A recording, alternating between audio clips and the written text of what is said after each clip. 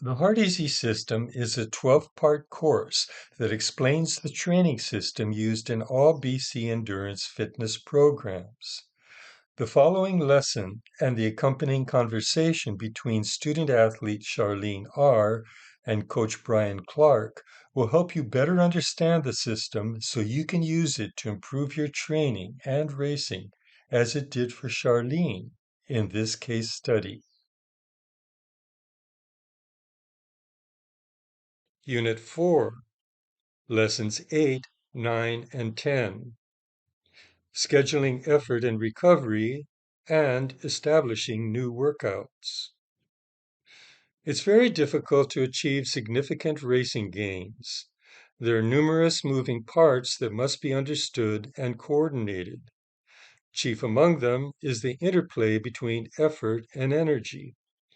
The key idea is workout effort, meaning the effort of an entire workout.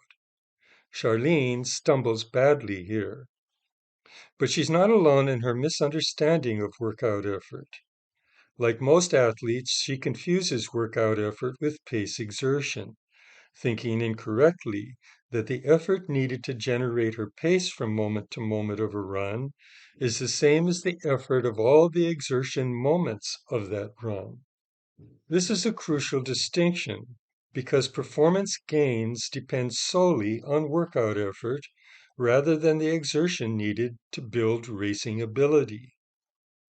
Charlene suddenly realizes that she's been needlessly spinning her wheels in recent training without gaining ground on her 2-hour half marathon goal. The new idea she struggles to understand is optimal effort. An optimal effort is neither too hard nor too easy, but just right.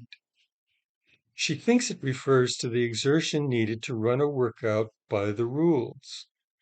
But an optimal workout is not couched in terms of exertion, but the effort of the workout as a whole. That workout effort experience is only knowable at the end of a workout when you reflect on how difficult the workout was on this scale. Very easy, easy, moderate, hard, very hard, and all out. Very easy means the workout was very short and very slow. Hard means it was a difficult workout. By definition, hard workouts require 48 to 60 hours for recovery. Easy workouts need only 12 hours. In this sense, it's possible to schedule your ability-building workouts with exact recovery periods depending on their difficulty. Therein lies the key to improved performance, namely disciplined training. The discipline of the Heart Easy system is to do regular workout efforts in combination with adequate energy, not more nor less. In other words, your workouts must be optimal, never too hard or too easy, but just right. Otherwise, you crash and burn, in Charlene's words and her experience. Crashing is a word for becoming sick, injured, or exhausted. Crashing in training blows a hole in the consistency of your workout regimen. If you want to get faster in your races, your training has to be regular and adequate over a period of at least a year, and possibly several training periods. A training period refers to a particular regimen of workouts which is designed to build your racing ability. Every time you develop a new training regimen, your body goes into shock, which reduces your capacity for exertion. Unit 4 explains how to negotiate the shock phase of the training cycle. Training periods and training cycles are the final pieces of the Heart Easy system puzzle. Again, they reflect the effort and energy sides of training. Both sides must harmonize for you to make any racing headway. That's the challenge our every woman Charlene faces as she approaches her half-marathon goal race.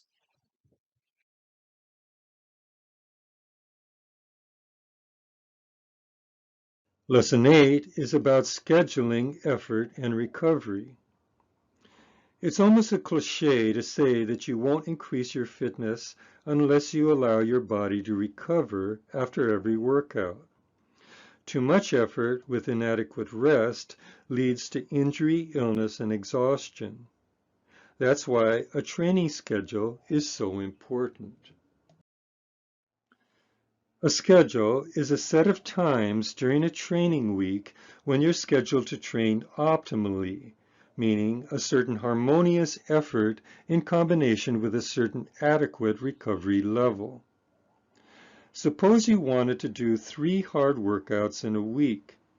In which time slots would you schedule them in order to promote harmonious and optimal effort-energy combinations? For example, the circles in this graphic represent hard workouts with 3 weekly recovery periods of 60, 48, and 60 hours from Saturday to the following Saturday. By definition, a hard workout requires an average of 48 to 60 hours for recovery.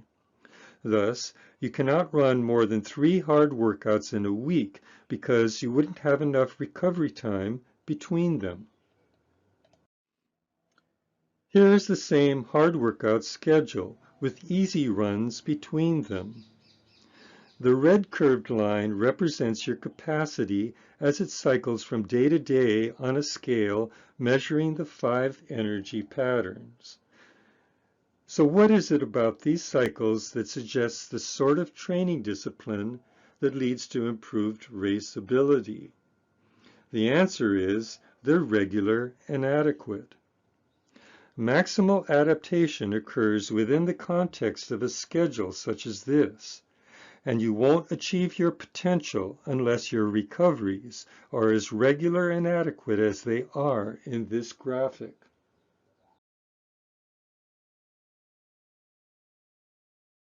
Conversations on the Heart-Easy System. Lesson 8, Scheduling Effort and Recovery. Too much effort and inadequate rest leads to injury, illness, and exhaustion. In this lesson, Charlene begins to understand the importance of coordinating hard and easy workouts with the patterns of energy that develop during her training week.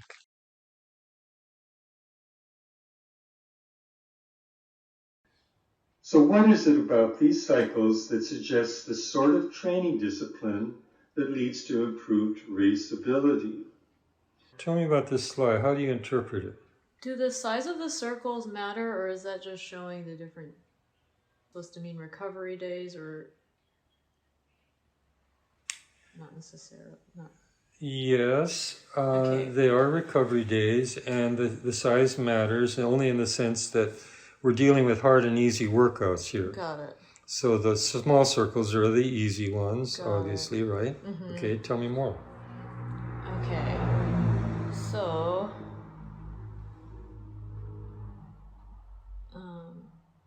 it looks like there's a balance of ready and lazy. The line means your energy. The red line. Yes, that's Okay. correct. Okay. It looks like your energy matches what the day is, what's going on the day. So like your harder days, you have more energy, and the easier days look like you're down in the lazy zone, and you're just getting ready for the next hard day. And you have 4 hard days in a week. No, you only have 3 in a week. 3. Oh yes, 3. There's 2 Saturdays. That's all I got. Okay, that's good. Tell me about the energy now. What are you measuring in terms of this scale over here on the left? Ready. So,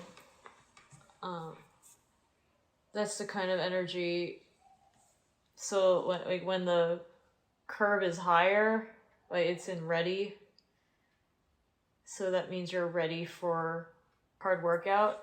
And then when you need to recover, it dips down to lazy, and you stay there so you can be ready for the next one. Okay. Remember, there's 3 ways to measure energy. Oh, yeah. So which way are we measuring it here? Is it the readiness? We're measuring the pattern of energy that develops during the workout. That's Okay. what we're measuring. Okay. We're not measuring moment-to-moment energy. You know, at any given moment, you're gonna feel no energy, little energy, some energy, ample energy, or abundant energy, right? You know, it can change during the workout. It does. But we're not measuring those changes in the workouts. We're just measuring the pattern that developed during the workout. Okay. And we're also saying something here about what happens in between, because you're measuring time on the bottom there from Saturday to the following Saturday. And what we're showing is that at this point, let's say right here, you're not actually doing a workout in there, but that's where your energy would be if you did do a workout. So there's this up and down motion to this, you know, the patterns that might develop if you were to do a workout. Got that? Yes. Okay, so what's the principle now? Why is this slide here? What's the importance of it? Well, it shows how important it is to rest in between your hard days. I know in the past, when I've done 2 hard days in a row, my second day is always worse. But it's just part of getting your energy back, get you ready properly to have a good workout. What would you need to do in order to get your energy ready to have a good workout? Rest. Just rest. Just rest. Take time, or run, right? You can run super duper easy. I'm sorry? Well, you Can could you always run run an super easy easy workout. Or swim. Oh, sorry? You can cross train. Yeah, you could cross train. Train. Anything but hard running. Yeah.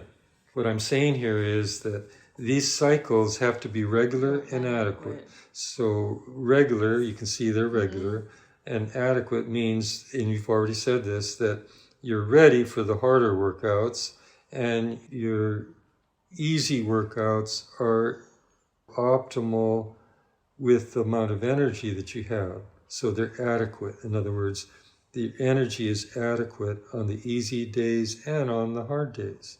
So the cycles are regular and adequate. And the point that I made was that if you're going to train for a year, let's say, all your cycles have to be as regular and adequate as this in order to improve. You see? You can't be messing around with irregular, inadequate workouts. You hear what I'm saying? Otherwise, you crash and burn. Yeah. Okay. I want that. Maximal adaptation occurs within the context of a schedule such as this, and you won't achieve your potential unless your recoveries are as regular and adequate as they are in this graphic.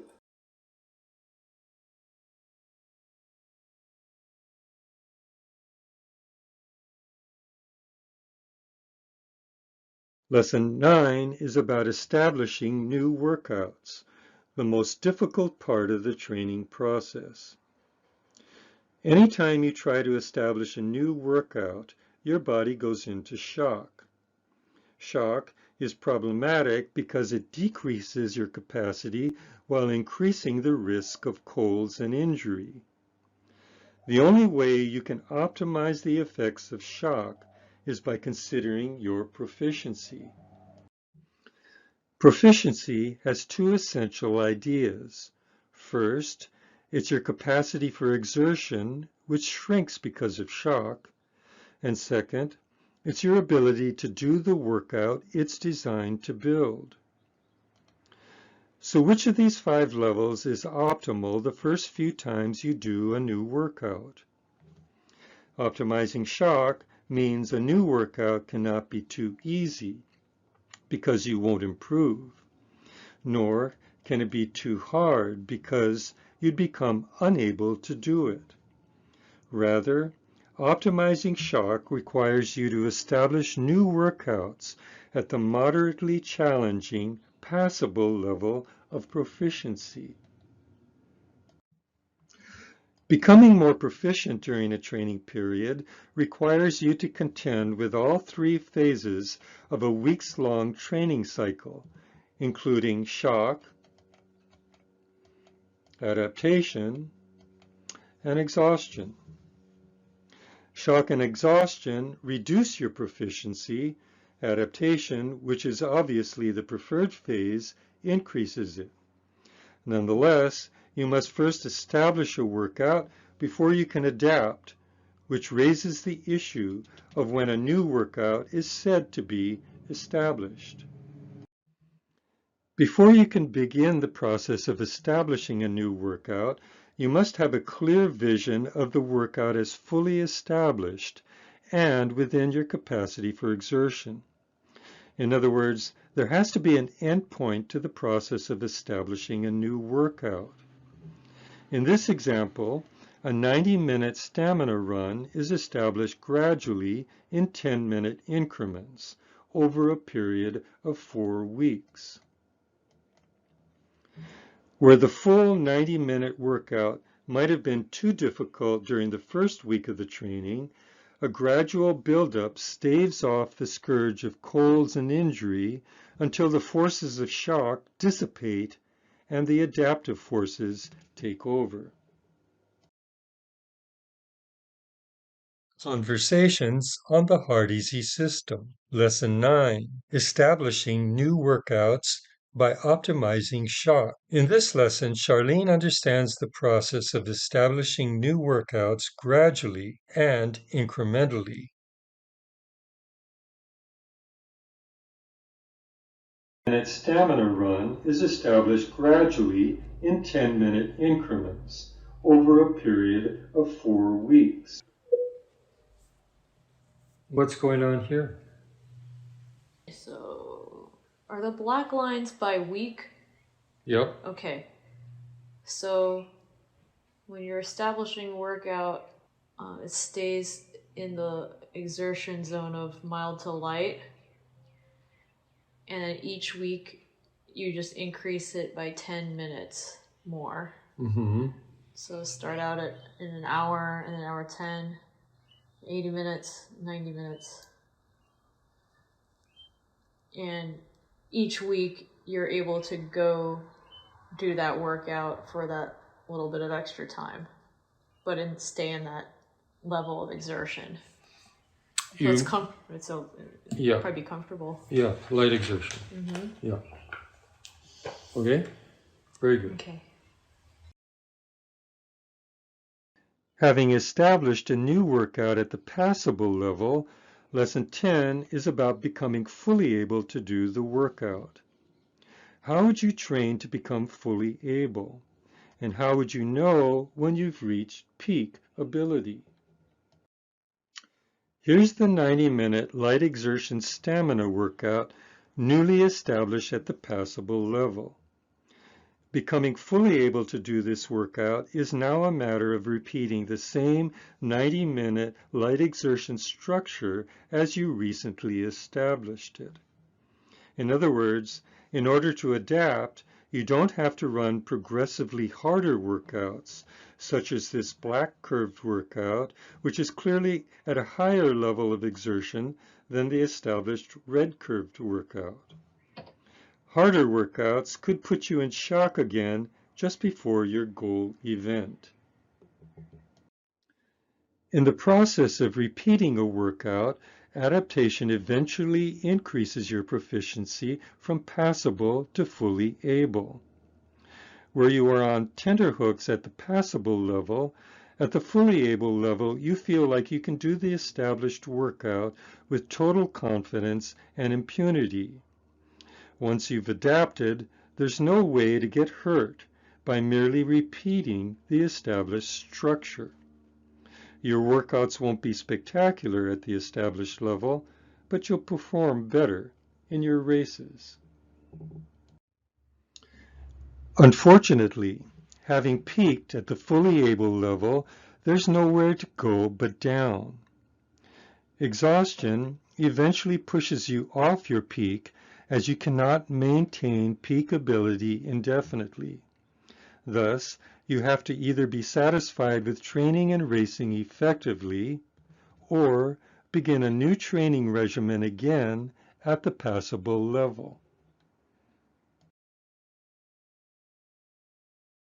Conversations on the Heart-Easy System. Lesson 10. Becoming fully able to train. How do you know when you've peaked? In this lesson, Charlene begins to understand how to get the most adaptive value out of an established workout effort by repeating it, not increasing it.